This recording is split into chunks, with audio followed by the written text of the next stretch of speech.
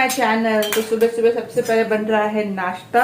नाश्ता में हमारा फिक्स रहता है, या तो आप देखोगे बन रहा है पनीर का पराठा, या फिर बन रहा है अंडा पराठा, ऑमलेट डाल के जो पराठा बनाते हैं, नहीं तो बन रहा होता है पोहा, नहीं तो डोसा बन रहा होता है। और वीकेंड्स को तो हम लोग इडली बाहर से मंगवा लेते हैं, तो इडली और वो जो अगर खाते हैं ना पूरा थाली, वो तो यही सब चीजों पे हम लोग स्विच करते रहते हैं। उपमा मेरे घर नहीं बनता, हम दोनों को ना उपमा उतना पसंद नहीं है। फिर बीच में पहले वो बनाती थी बॉम्बिनो, जो बनाते हैं ना सेवइयों का, तो वो भी कभी कभी अच्छा लगता है, कभी नहीं भी अच्छा लगता है। पर ये जो है हमारा फिक्स्ड है, इसी को घुमा फिरा के हम लोग नाश्ता बना के खाते रहते हैं नींबू के पेट के साथ। नींबू गुड मॉर्निंग कर दो सबको, जय श्री कृष्णा कर दो। यस, गुड मॉर्निंग, से गुड मॉर्निंग, जय श्री कृष्णा। नींबू कभी कभी सोकर उठता है ना, तो बड़े बच्चों की तरह थोड़ा देर नहीं शांत रहते, जैसे हम लोग भी रहते हैं शांत, उठ के बात नहीं करना, ज्यादा हंसना नहीं, कभी कभी वैसे मूड से उठता है अब, है ना नींबू? हाय, गुड मॉर्निंग, गुड मॉर्निंग, जय श्री कृष्णा। अब देखा कैमरा को, अब पता चला मम्मा क्या बोल रही है। सबको बोल दो, बोलो राम राम। अच्छा अंगद बोल के बता दो, आज फिर से ट्राई करते हैं, चलो बोलो अंगद। कैसे बोलता है? बोलो अंगद। बोलो कैसे से बुलाते हो तुम? ए अंगद।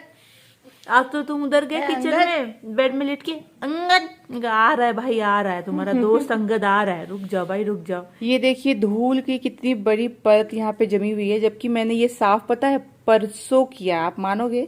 ये देखिए आप क्या हालत है। तो ये जो एक दिक्कत है ना, ये बहुत बड़ी दिक्कत है। बालकनी की तरफ से ना आप कभी खोलिए, या फिर खिड़की खुला रहता है यूटिलिटी का, तो इतने सारे धूल एक दिन साफ नहीं करने के बाद जमा हो जाते हैं। यही हाल जो है वो टेबल का भी है, ये देखिए।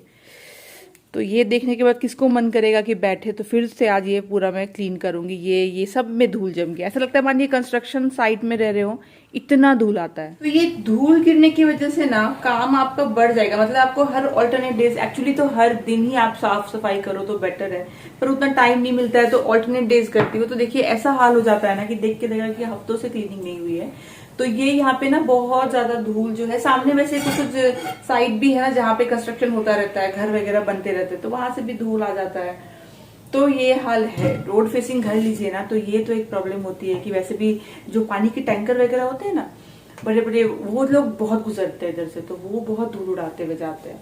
और मौसम भी थोड़ा ड्राई ड्राई वाला है, तो रोड फेसिंग घर का एक ये प्रॉब्लम है। अगर आप लीजिए अपार्टमेंट फेसिंग, तो सनलाइट नहीं आएगी, आपके बालकनी से सामने वाले का बालकनी दिखेगा, तो प्रिवेसी नहीं रहेगी, तो उसका एक अलग प्रॉब्लम है। और अगर आप रोड फेसिंग लीजिए तो नॉइज की प्रॉब्लम, ये धूल धक्कड़ की प्रॉब्लम, ये अलग प्रॉब्लम है। नॉइज की भी प्रॉब्लम आती है, वो तो हमारा क्या है यूपीवीसी लगा हुआ है, तो उतना पता नहीं चलता साउंड का, वरना कई बार तो ऐसा होता है कि इतना हॉर्न बजता है कि वीडियो बनाने में भी दिक्कत होती है।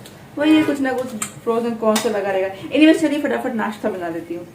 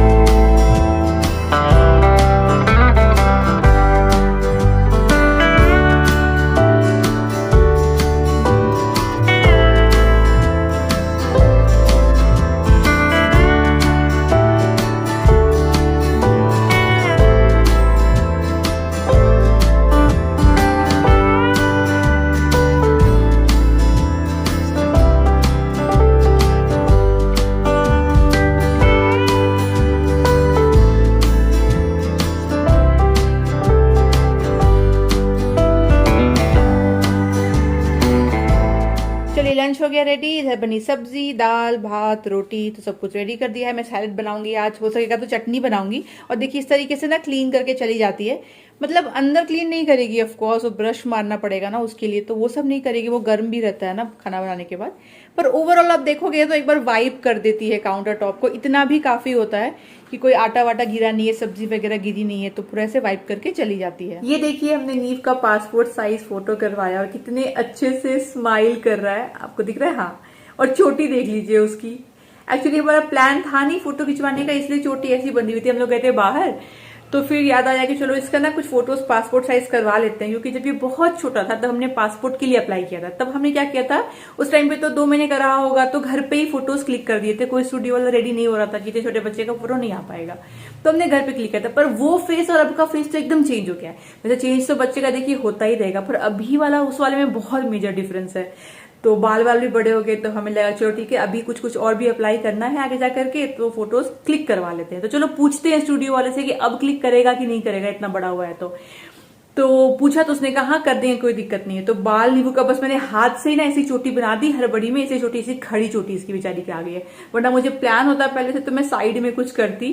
खैर उसके बाद उसको बस वहां पे अंगद के पास में उसने बिठा लिया गोदी में, और कितने अच्छे से देखिए वो स्माइल कर रहा है, और फिर एडिट कर देते हैं वो लोग। तो बड़ा अच्छा फोटोज आ गया। तो कुछ तो मैंने डॉक्यूमेंट्स के लिए करवाए हैं, और कुछ सोचा है कि ये रख लेते हैं अपने पास एज अ मेमोरी की पहला ऐसा फोटो आया नींबू का। एनीवेज फोटो से मुझे याद आया कि मैंने आपसे इसका न्यूबॉर्न फोटो शेयर नहीं किया। अगर आपने मेरा वो व्लॉग देखा होगा, नींबू जब 15 दिन का था ना, तब हमने इसकी न्यूबॉर्न फोटोग्राफी करवाई थी। मतलब बुकिंग तो पहले से करके रखी थी। मेरी मैटरनिटी शूट किया था हमने 8th मंथ में, उसके बाद ही हमने न्यूबॉर्न का भी शूट का कर दिया था फिक्स कि हम लोग करवाएंगे। तो उनका शर्त ये रहता है कि 15 दिन से छोटा बच्चा होना चाहिए, तभी वो सोता है अच्छे से, वरना बहुत दिक्कत होती है। तो हम लोग गए थे इसको लेकर के, 14 दिन का रहा होगा। और माय गॉड पूरा दिन लग गया था शूट में। मैंने पूरा व्लॉग शेयर किया आपके साथ में, अगर आपको देखना होगा तो मैं लिंक दे दूंगी आपको डिस्क्रिप्शन बॉक्स में। तो व्लॉग तो मैंने शेयर किया था, बाद में फोटोज एडिट होकर आ गए थे विदिन 20 डेज में। पर फोटोज मैंने कभी शेयर किया ही नहीं, तो मैं आपको क्विकली यहाँ पे फोटोज दिखाती हूँ नींबू की।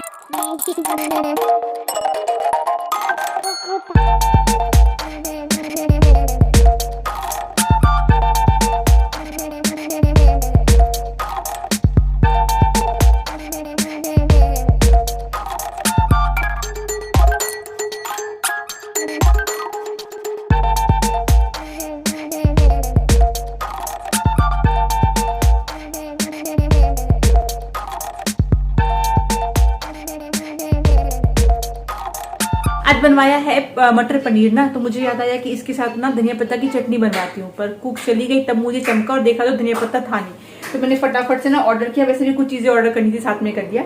तो ये जो धनिया पत्ता की चटनी है ना, इसका मैं आपको रेसिपी दिखाने जा रही हूँ। अब आप सोचेंगे सोना इसमें से क्या खास है कि रेसिपी दिखाने जा रही हो, सिंपल सा तो बनता है। एक्चुअली ना कुछ दिन पहले की बात है, मेरी कुक ने बनाया धनिया पत्ता की चटनी, ठीक है। अभी जब वो लौट के आई ना घर से, उसके बाद पहले भी बनाती थी, पर अभी जब आई ना लौट करके, तो बनाया तो बहुत ही डिफरेंट टेस्ट था। मैं भी बोल रही हूँ, अंगद भी बोल रहा है यार बड़ा टेस्टी है, बड़ा टेस्टी, कुछ तो अलग है इसमें, कुछ तो अलग है, पता नहीं क्या। मैंने कहा नेक्स्ट डे पूछ के आती हूँ। नेक्स्ट डे आई, मैंने कहा क्या जाना था यार, बड़ा टेस्टी बना था। तो उसने मुझे रेसिपी बताई, और जब उसने मुझे रेसिपी बताई और उसमें एक सीक्रेट इंग्रेडिएंट बताया, तो मैं शॉक्ड हो गई। तो मुझे लगा ये तो आप लोगों से शेयर करना बनता है, आप लोगों ने ट्राई नहीं किया तो करिएगा। लिटरली अब मैं शॉक हो गई उसका सुन करके, उसने क्या डाला इसके अंदर। तो चलिए बात कम करती हूँ, दिखाती ज्यादा हूँ। फिर आप भी ट्राई करिए इस तरीके से, और मुझे कमेंट करके बताइएगा कि क्या आपने इसे कभी खाया, और अगर आपने नहीं खाया और खाया तो कैसा लगा आपको। चलिए बताती हूँ। तो चटनी के लिए मैंने यहाँ पे लिया है धनिया पत्ता, लहसुन, उसके साथ प्याज, टमाटर, थोड़ा सा ले लिया है पीनट्स, बड़ा अच्छा टेस्ट आता है, पीनट्स जरूर लीजिएगा, और नमक लिया है। अब बारी आती है इसके साथ में मैजिक इंग्रेडिएंट की, जो कि है ये हल्दीराम का खट्टा मीठा। यस, तो ये मेरी कुक ने ऐड किया था, जिससे टेस्ट बहुत इनहैंस हो गया था। तो मैंने ये भी थोड़ा सा ले लिया है, अंदाजे से लिया है। अब इन सबको चलिए हमें अच्छे से पीस लेना है। तो सबको डाल दीजिए जार में। इसके साथ में आप चाहो तो थोड़ा सा शुगर ऐड कर सकते हो, पर ज़रूरत नहीं है, खट्टा मीठा में मीठापन तो है ही है। हाँ, नींबू ज़रूर ऐड कर दीजिएगा अलग से, बड़ा टेस्ट अच्छा आता है। तो चलिए इसको अब हम लोग पीस लेते हैं। आप थोड़ा सा इसमें पानी ज़रूर डाल दीजिएगा, पर अगर आपने दही डाल रखी है तो ज़रूरत नहीं पड़ेगी, तो दही के साथ भी आप ट्राई कर सकते हैं। और बस इसको पीस दिया और चटनी हो गई हमारी रेडी। एक बार ऐसे खा करके ज़रूर देखिएगा, बहुत टेस्टी और बहुत डिफरेंट बनती है। चलिए, तो एक गुड न्यूज शेयर करना है आप लोगों के साथ में। टाइटल में वैसे आप लोगों ने पढ़ ही लिया होगा। तो यस, आ रहे हैं मेरे इन लॉज, मतलब नीव के दादा दादी। अब मैं दादा दादी बोल के ज्यादा रेफर करती हूँ। तो यस, वो लोग आ रहे हैं नीव के अन्नप्राशन के लिए। तो अन्नप्राशन का डेट जो है वो निकला है मार्च में, 10 मार्च को। तो देखिए नीव का 6 मंथ कंप्लीट हो रहा है, तो हम लोग उसके बाद ही करवा रहे हैं। तो उसी के लिए स्पेशली वो लोग आ रहे हैं यहाँ पे। ऐसा कुछ खास देखिए फंक्शन या ऐसा कुछ तो नहीं है, पर वही होता है ना, सब लोग घर के रहते तो बेटर रहेगा। तो इसकी मामा भी रहेंगे, शायद से मामा से ही पहला बाइट खिलाया जाता है या ऐसा कुछ हो, पता नहीं है मुझे, मैं पता कर लूंगी। तो मामा भी रहेंगे इस बार जो है, इन लॉज भी रहेंगे मेरे और भैया भी रहेंगे। पिछली बार क्या हुआ था छठी के टाइम पे कि मेरे भैया भाभी थे पर मेरे इन लॉज नहीं आ पाए थे, और जब मेरे इन लॉज आए थे तो मेरे भैया को जाना पड़ गया था घर, वहां पे कुछ प्रॉब्लम आ गई थी, मैंने शेयर किया आपसे ये सब। तो दोनों मिल नहीं पाए थे पिछली बार, मतलब मुलाकात हुई ही नहीं थी, और जब तक भैया लौट के आए तब तक मेरे इन लॉज जो है वो जा चुके थे। पर इस बार ही सब लोग साथ में मिलेंगे तो ये बड़ा अच्छा रहेगा। तो उनका टिकट जो है वो हो गया है, उसके बाद ही मैं आपसे शेयर कर रही हूँ। तो नीवू अपना नैप टाइम लेकर उठ गया है, आफ्टरनून वाला। उठना था इसको 4:30 बजे, उठ के रेडी है ये 3:30 बजे से ही। क्यों उठ गए जल्दी? क्यों उठ गए? बताइए बताइए बताइए। तो चलिए इसका फटाफट डायपर चेंज करूंगी। एक्चुअली ना मैं इसको सुला करके निश्चिंत होकर के थोड़ी देर बैठी, एक एडिटिंग वगैरह कंप्लीट किया, बाद में लगाया एक सीरीज और सोचा कि चलो देखते हैं। एक एपिसोड देखा, बड़ा इंटरेस्टिंग लगा, एक कोरियन शो था एक्चुअली, और दूसरा स्टार्ट हुआ नहीं कि ये उठ गया। इसलिए ना कभी मैं बैठने का मन नहीं करता, अगर बैठ गए इंटरेस्ट आ गया, और इसका तो कोई गारंटी है नहीं कि कभी सो के उठ जाए।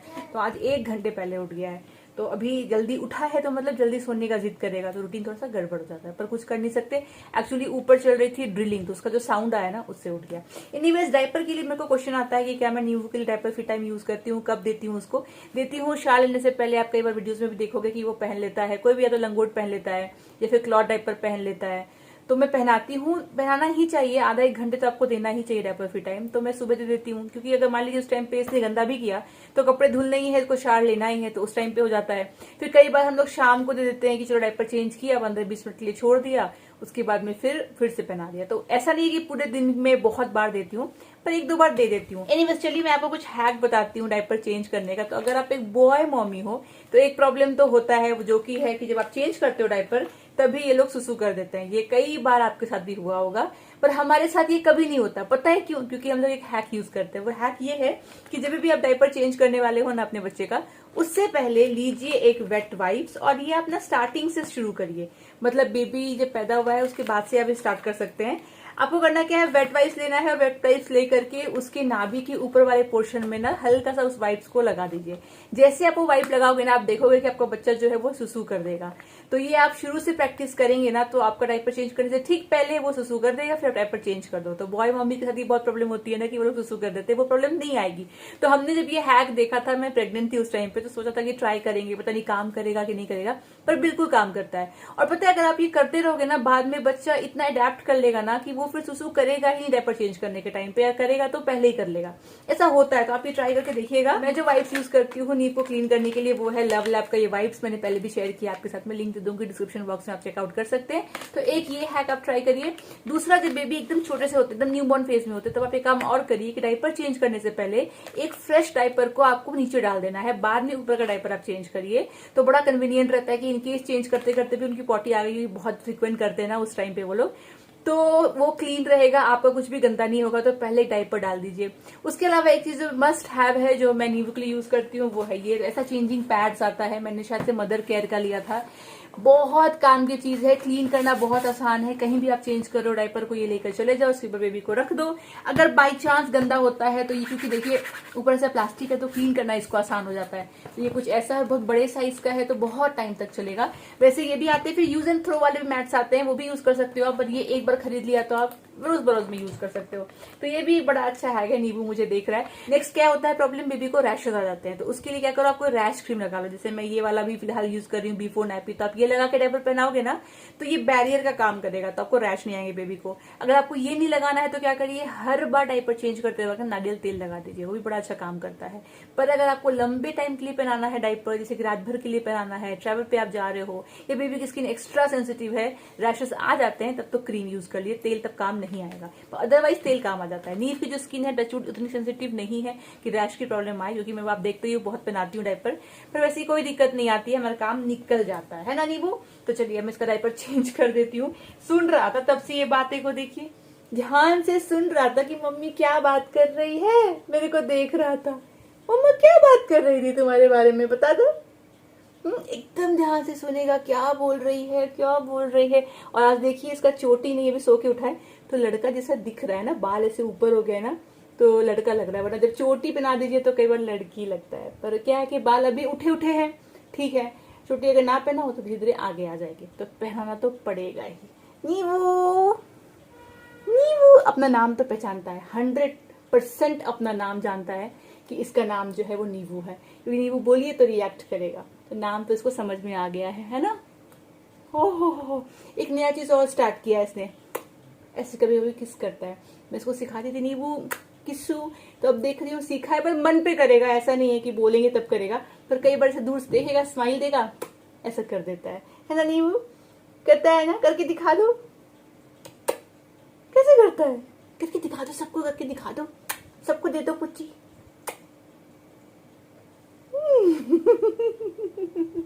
नहीं अभी नहीं मूड है, अभी सो के उठाऊं। और ले बाप रे, अरे बाप रे बाप रे, किस्सू किस्सू किस्सू किस्सू किस्सू किस्सू किस्सू किस्सू किस्सू और दे दो किस्सू मम्मा को, किस्सू किस्सू, नीवू किस्सू, मम्मा किस्सू, नीवू किस्सू, बाप रे बाप रे बाप। हो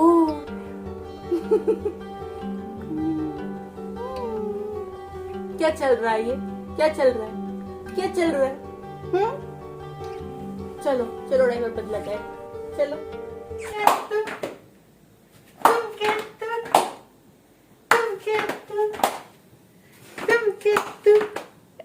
हेलो, हाय, क्या कर रहे हो? सेठ साहब का पैर ऊपर चढ़ चुका है। कैसे बैठता है देखो ना, एक पैर उठा कर ही बैठता है इसके अभी तो ऊपर। फिर भी ठीक है, यहाँ पे फंसा लेता है पैर एकदम ऐसे, और फिर एक हाथ ऐसे। वही सेठ जी, क्या हुआ इसको, क्या हुआ? खट्टा कुछ आया क्या, डकार आया क्या? हाँ। कपड़ा नहीं है यहाँ पे, नहीं। कैसे मुंह बनाया? हेलो हेलो, चलो। हाँ क्या बोलो, इसका नाम क्या है? इसका नाम क्या है? मैं यही ट्राई करती रह रही हूँ, इसका नाम क्या है नीवू? ये कौन है, कौन है ये? पता नहीं यार, लगता नहीं है कभी रिकॉर्ड होने वाला है ये कैमरा में।